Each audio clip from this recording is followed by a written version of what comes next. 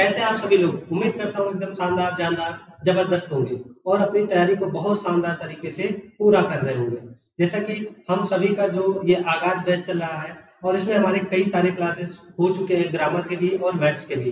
तो आप उन सभी क्लासेस को देखते रहिए और इस टॉपिक को, यानी जो हमारा ये इंग्लिश और मैथ का जो सब्जेक्ट है, इसमें हम सीक्वेंस वाइज सारे टॉपिक को पढ़ा रहे हैं। तो आप हमसे शुरुआत से लेकर अंत तक सारे वीडियोस हमारे जितने भी हैं आप देखते रहिएगा और हमसे आप ऑनलाइन पढ़ते रहिएगा। उम्मीद करना मेरे भाई कि ये जो यूपी बोर्ड की हमारी जो ये दहाड़ है, यूपी बोर्ड का जो एग्जाम है, ये हमें इतना शानदार तरीके से इसको ऐसे झुका देना ना, मतलब इसका लेवल ऐसा है, इतना वो कर देना है। हेलो हेलो हेलो, कैसे हैं सभी लोग? उम्मीद करता हूँ कि एकदम शानदार, जानदार, जबरदस्त होंगे और अपनी तैयारी को बहुत शानदार तरीके से कर रहे होंगे। और हमने कई सारे क्लासेस आपको मैथ्स में और इंग्लिश में दे दिए हैं और आप अगर अभी तक आपने वो सारे क्लासेस को हमारे नहीं देखा है तो आप जाके हमारे चैनल पे आप हमारे सारे वीडियोस को देख सकते हैं। और मेरे भाई शुरुआत से आप हमारे साथ जुड़े, यानी शुरुआत में अभी बहुत ज्यादा क्लासेस नहीं हुई है। आप जब तक पीछे के क्लासेस को नहीं पढ़ेंगे तब तक आपको आगे के जो वीडियोस मिलेंगे उसमें आपको कुछ समझ में नहीं आएगा। इसलिए आप हमारे साथ शुरुआत से ही सारे वीडियोस आप हमारे देखिए, फिर आप देखना कि इंग्लिश और मैथ का लेवल आपका कितना जबरदस्त हो जाएगा। ठीक है मेरे भाई, तो बहुत ज्यादा टाइम वेस्ट ना करते हुए हम चलते हैं आज के सेशन को स्टार्ट कर रहे हैं। देखिए आज का सिलेबस हमने लिया है ये सेंटेंस, यानी सिंपल, कंपाउंड और कॉम्प्लेक्स सेंटेंस। इसमें बहुत सारे बच्चों को बहुत डाउट होता है, और डाउट क्यों ना हो भाई, क्योंकि हमने तो शुरुआत से बस केवल क्या पढ़ रखा है, assertive sentence, interrogative sentence, imperative sentence, exclamatory sentence और ऑप्टेटिव सेंटेंस। बस हमने इन्हीं पांचों को पढ़ा है। बट आज हम उसमें थोड़ा सा और उसका लेवल अच्छा करते हुए ये आपको मतलब कुछ राज जो छिपे हैं, इस राज को मैं आपको आज बताऊंगा। ठीक है, तो राज खोलेंगे आज। ठीक है, तो बच्चे क्या है, हमने पढ़ा है कि सेंटेंस कितने टाइप के होते हैं। तो आप कहोगे सर सेंटेंस तो होते हैं 5 टाइप के, कौन कौन से? असर्टिव, इंट्रोगेटिव, इंपेरेटिव, एक्सक्लेमेटरी और ऑप्टेटिव।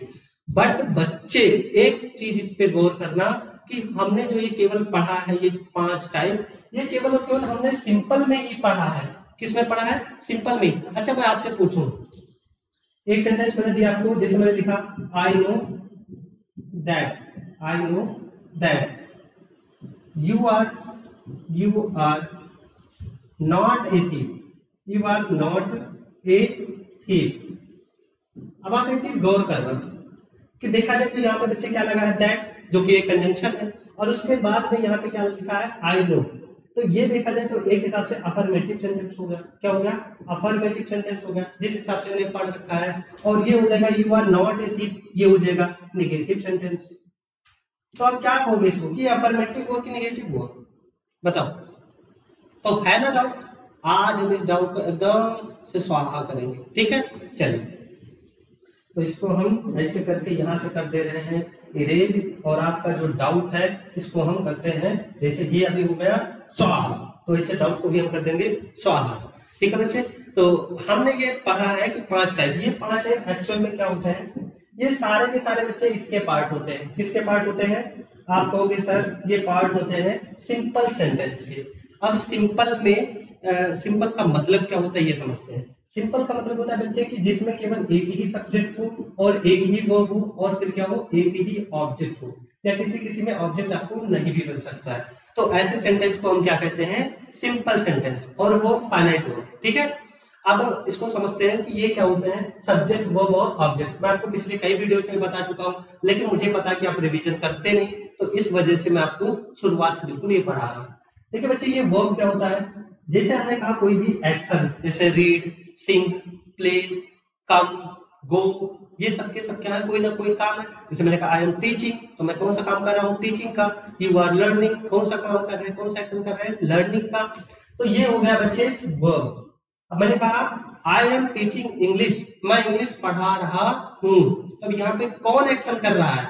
आप कहेंगे सर आई, फिर मैं ही तो पढ़ा रहा हूं, तो मैं का इंग्लिश क्या होगा, आई, और आई हो गया सब्जेक्ट। तो सब्जेक्ट हम पता करते हैं सेंटेंस में हु का प्रश्न लगा के कि हु इज टीचिंग, कौन पढ़ा रहा है। तो हु के रिप्लाई में क्या आया बच्चे, आई, तो आई हो गया आपका subject. How I am teaching what, तो आप कहेंगे sir I am teaching English. तो बच्चे जो ये व्हाट के रिप्लाई में आता है ये होता है ऑब्जेक्ट, या फिर जो होम के रिप्लाई में आए, जो होम के रिप्लाई में आए वो भी होता है ऑब्जेक्ट। जैसे मैंने कहा आई एम टीचिंग यू, मैं तुम्हें पढ़ा रहा हूँ। मैं किसे पढ़ा रहा हूँ, होम का मतलब होता है किसे, मैं किसे पढ़ा रहा हूँ, मैं तुम्हें पढ़ा रहा हूँ। तो जो क्या या किसी मतलब क्या या किसे के रिप्लाई में आए तो वो हमारा क्या होता है, ऑब्जेक्ट होता है। अदरवाइज ऑब्जेक्ट नहीं है उस सेंटेंस में। अगर मान लो ये मैंने लिख दिया I am teaching, I am teaching here, मैं यहाँ पढ़ा रहा हूँ, मैं यहाँ पढ़ा रहा हूँ। तो देखना पढ़ा रहा हूँ, क्या पढ़ा रहा हूँ नहीं पता, किसे पढ़ा रहा हूँ नहीं पता, लेकिन मैं ये कहूँ मैं कहाँ पढ़ा रहा हूँ तो कहाँ के रिप्लाई में क्या आ रहा है, यहाँ। तो अब ये बच्चे ये ऑब्जेक्ट नहीं है, आई बात समझ में। तो मैंने आपको सब्जेक्ट वो ऑब्जेक्ट तीनों समझा दिया और पहले भी मैं बता चुका हूँ, तो इसमें बहुत ज्यादा टाइम में वेस्ट नहीं करूंगा, ठीक है। तो ये था आपका सिंपल सेंटेंस का मतलब कि जिसमें एक ही डूअर रहे, यानी कि एक ही सब्जेक्ट रहे, एक ही वर्ब रहे, तो उसे हम क्या कहते हैं बच्चे, सिंपल सेंटेंस कहते हैं, ठीक है। बट अगर किसी भी सेंटेंस में एक से ज्यादा बात हो जाए, यानी एक से ज्यादा क्लॉज हो जाए, तो उसे हम या तो कंपाउंड कहते हैं और या तो फिर क्या कहते हैं, कॉम्प्लेक्स। जो अभी मैंने थोड़ी देर पहले आपसे सेंटेंस पूछा था वो या तो कंपाउंड है या तो कॉम्प्लेक्स है। अभी हम यहाँ से जब इसके कंसेप्ट को पढ़ेंगे तो आपको एक एक बात समझ में आ जाएगी कि कंपाउंड क्या होता है और फिर कॉम्प्लेक्स क्या होता है, ठीक है। चलिए हमने कहा, जैसे मैंने आपके सामने एक एग्जांपल लिया, व्हेन आई सॉ हिम। अब आप सभी लोग समझ सकते हैं कि इसमें एक सब्जेक्ट है, एक वर्ब है और एक ऑब्जेक्ट है, तो ये एक सेंटेंस अपने आप में हो गया। बट इसी में मैंने एक बात और बढ़ा दी, क्या लिखा, ही रैन अवे। तो आप देख सकते हैं कि अब इसमें दो सेंटेंस नहीं कह सकते, जब इसमें दो क्लॉज हो गए। एक तो ये कि व्हेन आई सॉ हिम, जब मैंने उसे देखा, एक तो ये क्लॉज, ही रैन अवे, वो भाग गया, यानी दूसरा क्लॉज। तब इसमें जब दो क्लॉज हो गए तो ये या तो कॉम्प्लेक्स बना या तो फिर क्या बना, कंपाउंड बना। ध्यान देना, अब इसको हम कॉम्प्लेक्स कैसे कहेंगे, कंपाउंड कहेंगे। अब हम इसमें ये देखेंगे कि कॉम्प्लेक्स कब कहेंगे और कंपाउंड कब कहेंगे। बच्चे इसको कॉम्प्लेक्स कब कहेंगे, जब सेंटेंस में एक डिपेंडेंट क्लॉज, क्या हो, एक डिपेंडेंट क्लॉज। डिपेंडेंट क्लॉज को हम सबऑर्डिनेट क्लॉज भी कहते हैं। क्या कहते हैं, डिपेंडेंट क्लॉज को हम सबऑर्डिनेट क्लॉज भी कहते हैं। इसका मतलब क्या होता है कि ऐसा क्लॉज जिसे अपना सेंस पूरा करने के लिए दूसरे किसी क्लॉज के ऊपर डिपेंड होना पड़े, बिना उसके कोई बात पूरी ना हो। अब अगर मैं आपसे ये बोलूं कि व्हेन आई सॉ हिम, जैसे कि इधर मैंने इसको छिपाया, क्या लिखा, जब मैंने उसे देखा, जब मैंने उसे देखा। अब बताओ क्या ये बात पूरी है, आप कहेंगे नहीं सर, बिल्कुल नहीं।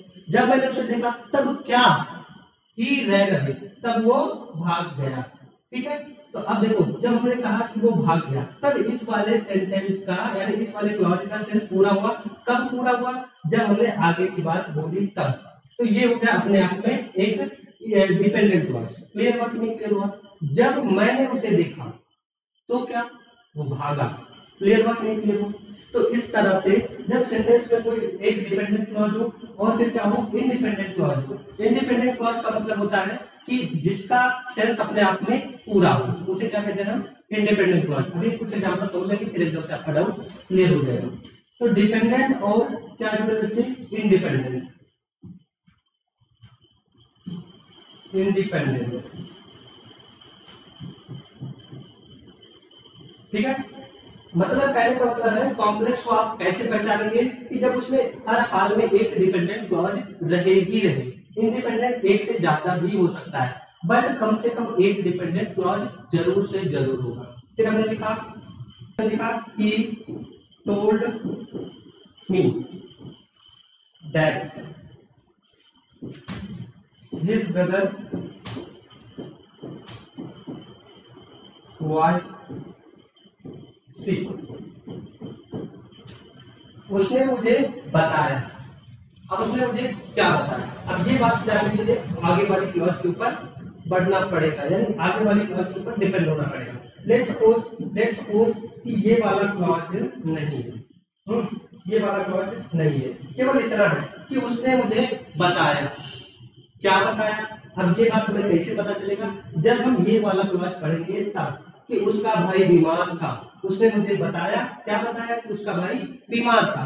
इट मींस ये वाला क्लॉज बच्चे क्या होगा, हमने लिखा ये वाला क्लॉज बच्चे हो गया डीसी, मतलब डिपेंडेंट क्लॉज। और इधर वाली बात कुछ मान, उसका भाई बीमार था, उसका भाई बीमार था, तो क्या इसे अपना सेंटेंस पूरा करने के लिए किसी दूसरे क्लॉज के ऊपर डिपेंड होना पड़ेगा? आप कहेंगे सर बिल्कुल नहीं, ये अपने आप में इंडिपेंडेंट क्लॉज है। क्लियर? तो एक डिपेंडेंट जैसे आया तुरंत आप समझ जाओ कि अब सर ये कैसा सेंटेंस होगा, कॉम्प्लेक्स सेंटेंस होगा। बताओ समझ में आया कि नहीं आया? ओके सर बिल्कुल समझ में आया, समझ में आया, बिल्कुल दिमाग में सेट हो गया। तो ये क्लॉज कैसा है? इंडिपेंडेंट। तो एक डिपेंडेंट और एक इंडिपेंडेंट मिलकर बच्चे क्या बन गया? आप बोलोगे सर कॉम्प्लेक्स सेंटेंस बन गया। मजा आया ना? बहुत सही, आगे बढ़ते हैं। फिर बच्चे ने लिखा है कंपाउंड सेंटेंस। अब कंपाउंड सेंटेंस क्या होता है? जैसे हमने लिखा एग्जांपल के लिए the paper is good but the binding is very bad। अब यहाँ पे आप नोटिस करिएगा क्या लिखा? The paper is good, paper अच्छा है। अब बताओ, आप बताओ कि ये डिपेंडेंट क्लॉज है कि इंडिपेंडेंट क्लॉज है? पेपर अच्छा है। अब पेपर अच्छा है तो अपने आप में ये पूरी बात है। क्या इसे अपना सेंस पूरा करने के लिए दूसरे क्लॉज की तरफ बढ़ना पड़ा? आपको बिल्कुल नहीं सर, पेपर अच्छा।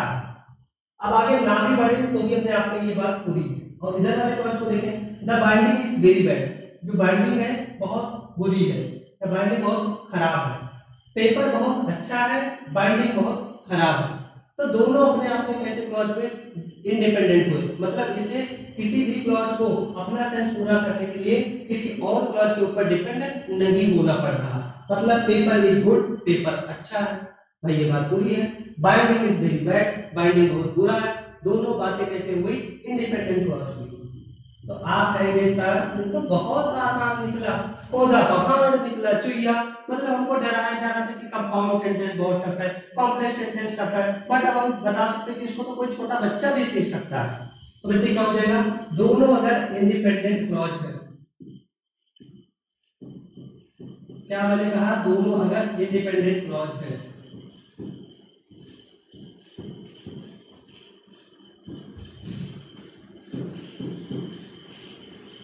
अगर दोनों कैसे हैं? इंडिपेंडेंट क्लॉज है, तो बच्चे को कैसा सेंटेंस हो जाएगा?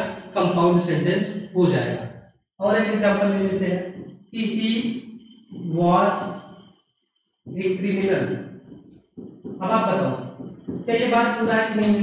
वो एक क्रिमिनल था, वो एक क्रिमिनल था, बात पूरी है ना? आपको बिल्कुल सर। तो इंडिपेंडेंट क्लॉज होगा, तो इंडिपेंडेंट क्लॉज है। फिर उसके बाद हमने कहा सो he was jailed, वो क्रिमिनल था इसलिए उसे जेल भेजा गया। वो क्रिमिनल था इसलिए उसे जेल भेजा गया, उसे जेल भेजा गया, वह एक क्रिमिनल था। तो दोनों बातें यहाँ पे भी क्या है? इंडिपेंडेंट है। तो दो इंडिपेंडेंट क्लॉज मिलकर क्या बनते हैं बच्चे? Compound sentence. इसका मतलब ये भी कंपाउंड सेंटेंस, ये भी कंपाउंड सेंटेंस। आगे बढ़ते हैं और एग्जांपल लेते हैं। हमने लिखा she is very poor, she is very poor but she is honest, she is very poor but she is honest, वो बहुत गरीब है। आपको ये सर इंडिपेंडेंट क्लॉज इसलिए she is very poor, वो बहुत गरीब है, लेकिन she is honest, वो ईमानदार है। तो दोनों बातें देखो, गरीब है वो गरीब है, बात पूरी, independent clause. she is honest, वो ईमानदार है, इंडिपेंडेंट क्लॉज। तो दो इंडिपेंडेंट क्लॉज मिलकर आपस में कैसे सेंटेंस बनाएंगे? कंपाउंड सेंटेंस बनाएंगे। इसके अलावा बच्चे ये जो इंडिपेंडेंट क्लॉज है इसके और क्या क्या नाम ये भी बता दें आपको। इसको हम कहते हैं कोऑर्डिनेट क्लॉज। क्या कहते हैं? Coordinate clause, coordinate clause. इसको हम प्रिंसिपल क्लॉज भी कह सकते हैं। क्या कहते हैं? Principal clause. और इसको हम मेन क्लॉज भी कह सकते हैं। और बच्चे ये हाई स्कूल में तो नहीं बट इंटर में ये बहुत ज्यादा पूछा जाता है, यानी ट्रांसफॉर्मेशन में भी पूछा जाता है, सिंथेसिस में भी पूछा जाता है। कि आप कंपाउंड सेंटेंस कैसे बनाएंगे, आप कॉम्प्लेक्स सेंटेंस कैसे बनाएंगे। यानी दो सिंपल दिया रहेगा और उससे आपको कंपाउंड या फिर कॉम्प्लेक्स बनाने के लिए दिया जाएगा। या तो ऐसा हो सकता है कि कंपाउंड दिया जाएगा, आपको कॉम्प्लेक्स बनाने के लिए कहा जाएगा। तो आपको हम कुछ तरीके बता दे रहे हैं कि अगर बच्चे आपको मान लो, चलिए बच्चे हम बता रहे हैं आपको कि अगर कॉम्प्लेक्स सेंटेंस बनाना हो तो आप कैसे बना सकते हैं। तो ऐसे बनाने के लिए आपको क्या करना पड़ेगा बच्चे, सबऑर्डिनेटिंग कन्वेंशन। क्या? सबऑर्डिनेटिंग कन्वेंशन का यूज करना पड़ेगा। सबऑर्डिनेटिंग कन्वेंशन में क्या क्या होता है, जैसे दैट सबसे ज्यादा यूज होने वाला, दैट, व्हाट, फिर उसके बाद में who, where, when, which,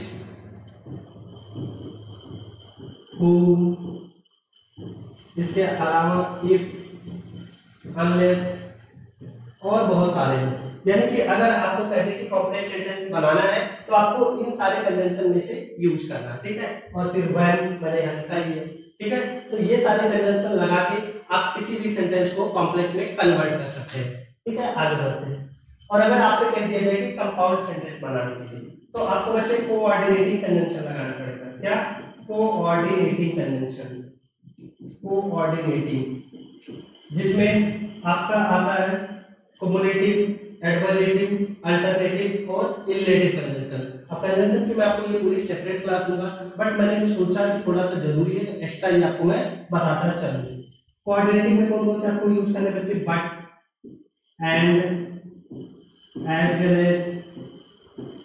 as well as, उसके बाद में एट भी लगा सकते हैं, सो, देयरफॉर और बहुत सारे हैं। बट आप इतने का यूज करके भी आप ये कंपाउंड सेंटेंस बना सकते हैं, ठीक है। तो प्यारे बच्चों, उम्मीद करता हूँ कि आपको ये सिंपल, कंपाउंड और कॉम्प्लेक्स बहुत अच्छे से समझ में आएगा। आप देखिए, फिर से रिवीजन करा देना। सिंपल क्या होता है, जिसमें केवल एक सब्जेक्ट रहे, एक फाइनाइट वर्ब रहे और एक ही ऑब्जेक्ट रहे, उसको क्या कहते हैं, सिंपल सेंटेंस। कॉम्प्लेक्स किसको कहते हैं, जिसमें एक डिपेंडेंट क्लॉज हो और बाकी सारे कैसे क्लॉज हो, इंडिपेंडेंट क्लॉज हो। यानी ऐसा क्लॉज जिससे अपना सेंस पूरा करने के लिए दूसरे क्लॉज के ऊपर डिपेंड होना पड़े, तो उसे क्या कहते हैं, कॉम्प्लेक्स सेंटेंस। और उसके बाद में बच्चे फिर क्या है, कंपाउंड सेंटेंस। कंपाउंड में हम क्या पढ़ेंगे, अभी हमने पढ़ा है कि कंपाउंड में जितने भी क्लॉज हैं सारे के सारे इंडिपेंडेंट होंगे, यानी उसे अपना सेंस पूरा करने के लिए किसी भी क्लॉज के ऊपर डिपेंड होने की जरूरत नहीं है। तो उसमें जितने भी क्लॉज होते हैं वो कैसे सेंटेंस कहलाते हैं, कंपाउंड सेंटेंस कहलाते हैं। इसके अलावा मैंने आपको एक्स्ट्रा क्या बताया कि अगर किसी सेंटेंस को कॉम्प्लेक्स बनाना है तो उसमें आपको कौन से कन्वेंशन लगाने पड़ेंगे, सबऑर्डिनेटिंग कन्वेंशन, ठीक है। तो वो पहले पूरा मैंने चार्ट बना दिया है। और अगर आपको कंपाउंड बनाना है तो आपको कोऑर्डिनेटिंग कन्वेंशन लगाना पड़ेगा। और आप इसके सहारे से बड़े बड़े टॉपिक्स को जो 12th में है, मतलब चुटकियों में आप उसको सॉल्व कर सकते हैं, ठीक है। तो उम्मीद करता हूँ मेरे प्यारे भाई, आपको आज की क्लास, आज का ये सेशन बहुत शानदार, बहुत जबरदस्त लगा होगा। तो आप अपना प्यार और दुलार और दुआ ऐसे ही बनाए रखें और आप हमें सपोर्ट ऐसे करते रहे। मिलते हैं हम आपसे नेक्स्ट वीडियो में। जय हिंद।